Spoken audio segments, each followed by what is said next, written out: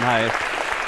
So nice to see everyone. And as CS50 students already know, it's sort of a thing in programming circles to have a rubber duck on your desk. Indeed, a few weeks back, we gave one to all CS50 students. And the motivation is to have someone, something to talk to in the presence of a bug or mistake in your code or confusion you're having when it comes to solving some problem. And the idea is that in the absence of having a friend, family member, TA of whom you can ask questions, is to literally verbalize your confusion, your question to this inanimate object on your desk. And in that process of verbalizing your own confusion and explaining yourself, quite often does that proverbial light bulb go off over your head, and voila, problem is solved. Now, as CS50 students also know, we sort of virtualized that rubber duck over the past few years, and most recently, in a form of this guy here. So in students' programming environment within CS50, a tool called Visual Studio Code at a URL of cs50.dev, they have a virtual rubber duck available to them at all times. And early on, in the very first version of this rubber duck, it was a chat window that looked like this. And if students had a question, they could simply type into the chat window something like,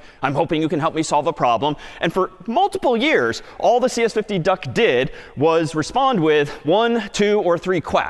We have anecdotal evidence to suggest that that alone was enough for answering students' questions, because it was in that process of actually typing out their confusion that you realize, oh, I'm doing something silly, and you figure it out on your own. But of course, now that we live in an age of ChatGPT and Claude and Gemini and all of these other AI-based tools, came as no surprise, perhaps, when in 2023, this same duck started responding to students in English. And that now is the tool that they have available, which is, in effect, meant to be a less helpful version of ChatGPT, one that doesn't just spoil answers outright, but tries to guide them to solutions akin to any good teacher or tutor. And so today's lecture is indeed on just that, and the underlying building blocks that make possible that there rubber duck in